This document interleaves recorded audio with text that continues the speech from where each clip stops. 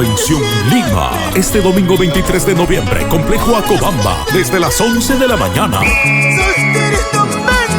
Llega el evento más esperado del año. ¡Feliz aniversario, Papicha Corazón!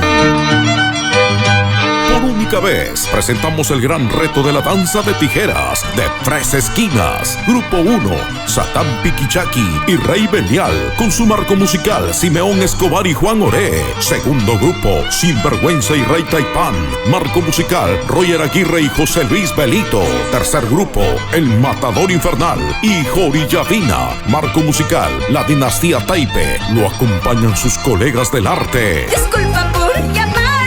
La artista del momento, ¿Qué quieres?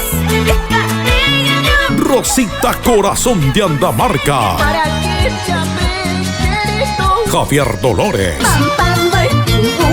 Sunjusugua de Villa Tintay, Janet Canchari, Como una bala perdida. JJ y su grupo Amores. Y por primera vez en Lima, Dinastía Taipe.